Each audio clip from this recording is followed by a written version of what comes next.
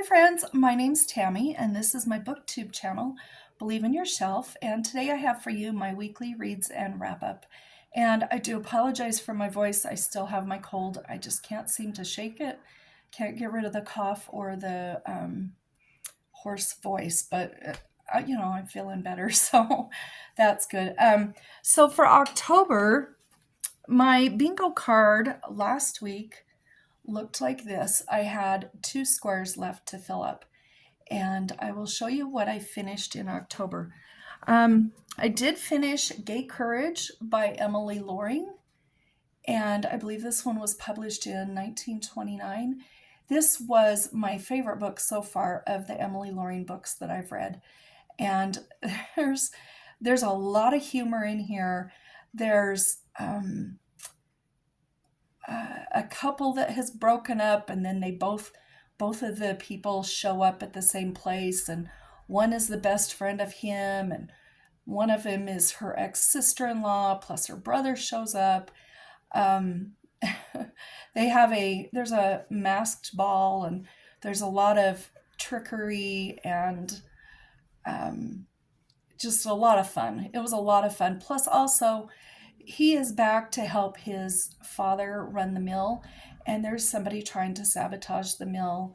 And so there's that going on. They got to figure out who it is and why this is happening. These two do not get along at the very first. And of course, they're the ones that are going to fall in love because that's how Emilie Loring's books work. That's not a spoiler, it's just how her books always work. And something starts out at the first where things aren't going well for the two main characters, but by the end they're okay. So I really enjoyed this, and I am putting this on the square for Ireland, which is right here, because these characters, many of the characters in this book are Irish, and so I have that square filled up. Then I also read Lobster Trapped by Donna, Walo, Clancy. This is the 4th book in the Shipwreck Cafe mysteries and cozy mysteries, and I loved this series so much. I was looking back at some of my favorite books of the year, and this cozy mystery series is one of my favorite cozy mystery series I've read this year, and I just loved it. This was book 4, and it just ended perfectly. Even at the very, very, very end of this book, it says the end. So I loved that she was able to wrap this up and have a really good ending for all of the characters, and I really enjoyed that. However, it doesn't fit anywhere on my October bingo board, so it's just a bonus book. I do have another bonus book for October, The Secret School by Avi, and this doesn't fit anywhere on my October board either, and I didn't read it in November, so it's just a little bonus book. And this is The Secret School by Avi. Did I say that? I'm not sure. But they live in a very poor area, and they have a one-room schoolhouse. Their teacher has to leave unexpectedly towards the end of the year, and they have no teachers. So the school board says, well, no more school the rest of the year. But they don't get any credit for the year because they didn't finish it out and they didn't take any final tests or anything. And she and another character in the book are at their last year at this school, and they need to take a certain test so they can go on to high school. So she decides she's just going to go ahead and teach, and all of the class agrees unanimously that they're going to keep it secret, and she's just going to keep teaching them, and hopefully somebody will show up and do their tests for them anyway so that they can get some credit for school. And this was a really fun book. I love books that are set in this time period, back with the one-room schoolhouses and the one teacher for everybody. And I just really enjoyed this book. And let's see, I read one more book in October, and this one's called Lumber Camp Library by Natalie Kinsey-Warnock. Now, I'm going to put this, let me tell you where I'm going to put this. It's going to go on Wish. And I had a different book that I was reading for Wish. It was one that my husband bought for me, but I knew I wasn't going to have time to finish it by the end of October, and I really wanted to get a blackout, so I set that one aside, and decide to find a different book that could fill in that square. And I picked this one because I've had this one for quite a while, and I've been wishing to read it, and I really did want to get it read, and I did, and it was really fun. We follow this young gal, Ruby. She has been, excuse me, born in a lumber camp, and her family has been there the whole time. Her dad's a lumberjack, and they have a lot of kids. I think she has 10 brothers and sisters, and her father is killed on site, and her mother has to take care of the kids. Well, they don't have enough money to stay where they've been staying, so they move into town into this, it's almost like a one-room shed, and the mom, she has to cook for the lumber camp employees for pay, and Ruby has to stay at home really and take care of her younger siblings. But she really wants to be a teacher, and she knows she's not going to be able to be a teacher if she doesn't go to school. And she remembers her dad says, just always try your best, do what you can, face your fears, and just do what needs to be done. So she decides to start teaching a few people. She starts with her siblings, and then she decides to teach quite a few of the lumber camp workers how to read. And sorry, that's my neighbors outside. So this is the story of that. And they also meet a lady in town who's blind, and she lives in a great big house and has a ton of books and can no longer read because she can't see. And Ruby goes down to her house and reads to her quite often, and she loves the library at this lady's house, and she loves books, and this is just a really good book, and I'm so glad I finally got to read it. And like I said, I am going to put that in on Wish. So there is my October bingo board, and I got a blackout. So that was pretty exciting. It sure took me forever to even get a bingo, but I ended up getting a blackout. So now November has come along, and Dag Moon, if you see her down below, she goes by Dag Moon down below in the comments, and she's doing our bingo cards for us. She and her daughter's friend, and myself are playing bingo together. She makes our bingo cards up. And I got my November card, and that's what this looks like. Look how creative she is. I'm just going to put these together. She has little bits and bobs and stickers and papers, and just combines them and puts Love Your Shelf. She kind of named our bingo after my channel a little bit, and so I think this is fun. Let me read to you what the prompts are for November's bingo. We have Town, Made Me Laugh Out Loud, Paranormal, Twin, 9, Violet, 60s, Genius, Ginger, Spanish, Those Wacky Seniors, Undefinable, Valley, Author's First Published Work, LGBTQ+, Lunch, Northern, Alcohol, Unlucky, Journal, Fruit, Doorstopper, I Remember, and Bread and Butter. Now, if you remember from last one, she said, be creative, make it work however you can make it work. And I'm not going to go for a blackout this month because that was a little stressful. But I am going to see if I can get a bingo, maybe even a few bingos, and we'll just see where we end up at the end of November. I do have a book picked out for every one of these squares, and they're all books that I've been wanting to read. I think all but one or two are books that I already own, because that's one of the reasons she wanted to do this bingo, is so we could use some books, some books off of our shelves that we have not read yet, or books that we want to reread. So I do have a book for every square. Now, I did get one book read already, and that book is Jane of Lantern Hill by L.M. Montgomery. And you guys, I love this book so much. I love this book almost as much as Anne of Green Gables. maybe even as much as Anne of Green Gables. I might need to sit with that for a while. Ask me in 6 months or a year, and when some time has gone by, I might not like this quite as much as Anne of Green Gables. But where I'm fresh off this book, I'm really loving it, and it does rank really high.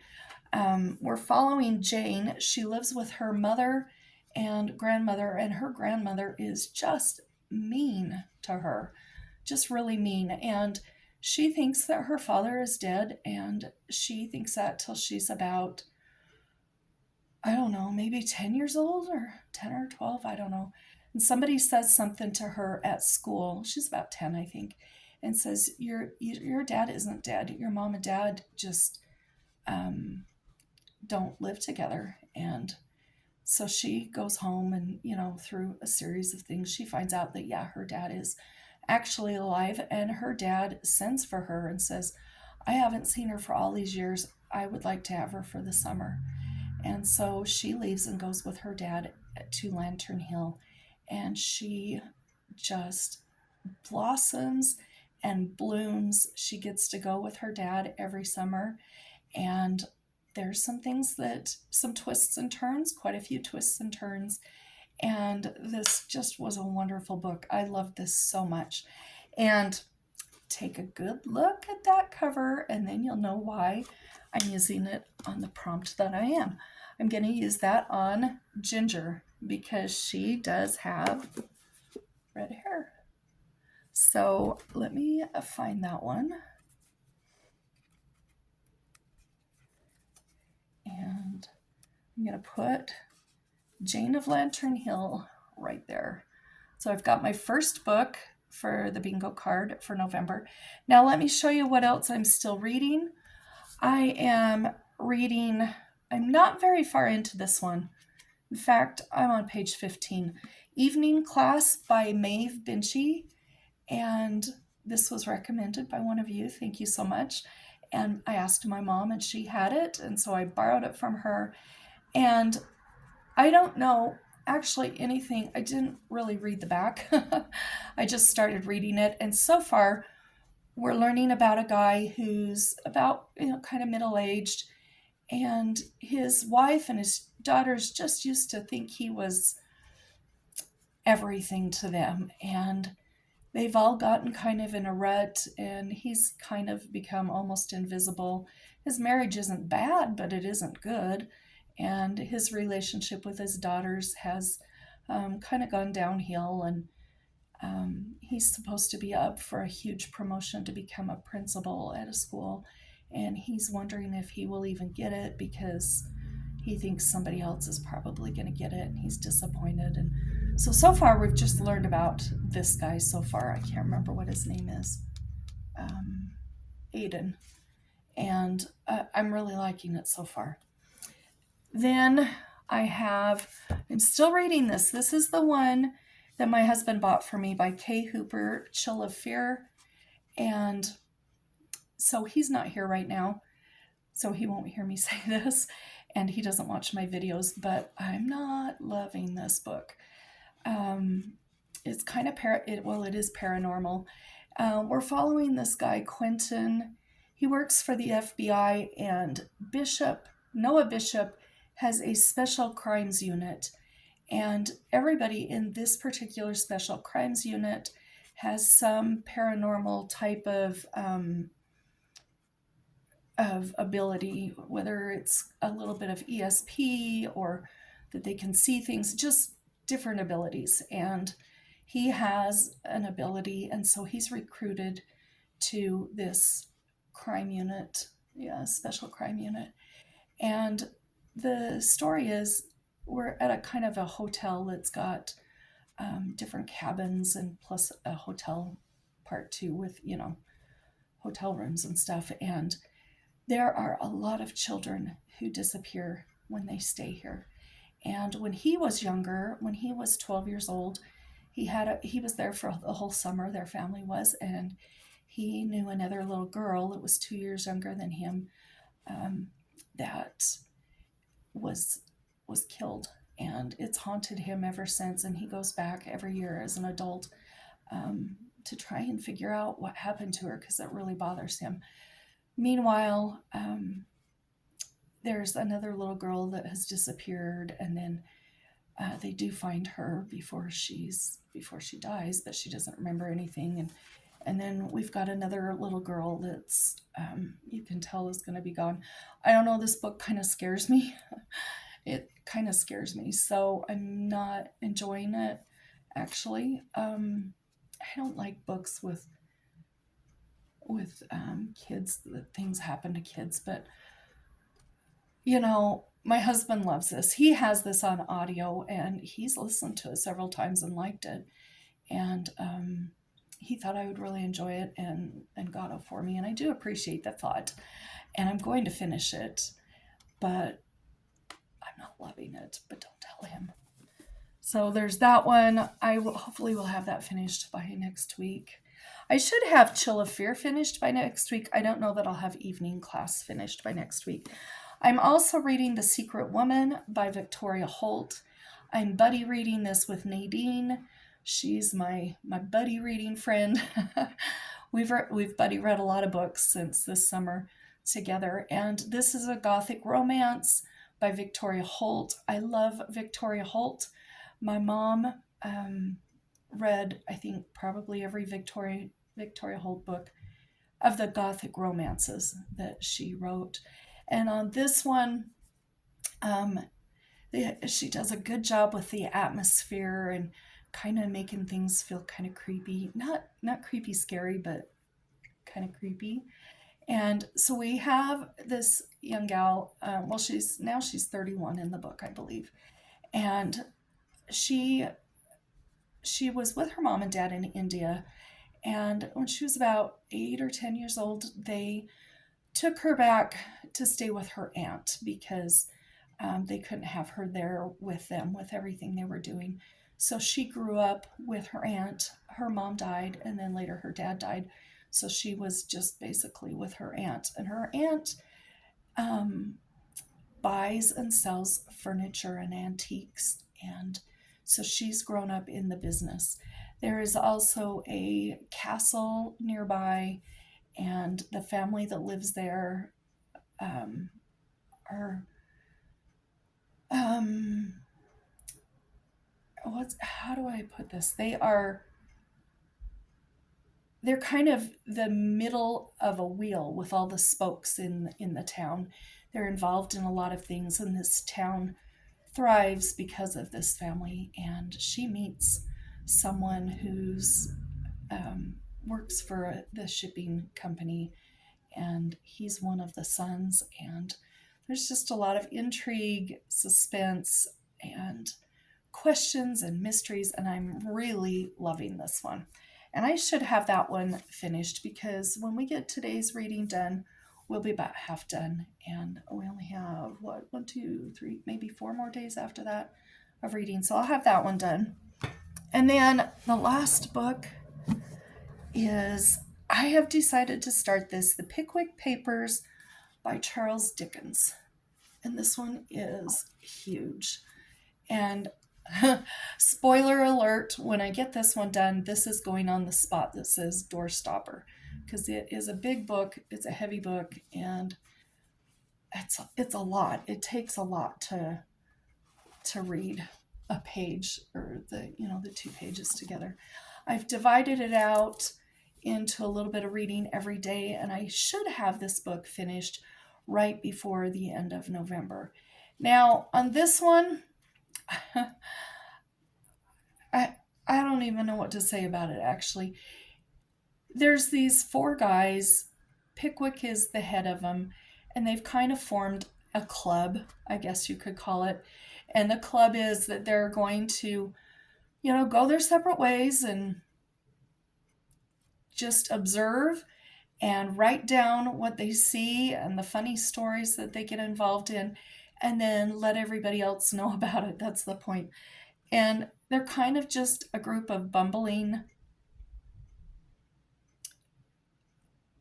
idiots, for lack of a better word that I can think of right now. These guys have gotten into some really interesting scrapes. and not on purpose. They are not trying to get into these scrapes, but they are. There's been a duel. There's been a guy that was driving a carriage that was really angry. They've gotten involved. They were in the middle of an army sort of, not really a display, but a thing where they were acting out some army moves and stuff, and they got in the middle and they were surrounded on both sides by the army. I don't know. I don't think there's much of a point in this book, except that they're just going around and just getting into messes. And there is quite funny. This really is pretty funny. This was Charles Dickens' first published novel, and I don't like it as much as Oliver Twist. However, I'm only on maybe page 60, so we'll see. But I loved Oliver Twist this earlier this year, and I am liking this because it's funny. I've laughed out loud several times, but it doesn't have much of a plot. So I don't know. I'll let you know how that goes. So that's what I've got going so far for the month, and I've got a few books that I'm really enjoying, so it'll be good. I hope that you are having a great reading week. I hope you've had a lot of fun books, and I hope you have a great coming week. We'll talk to you later. Bye bye.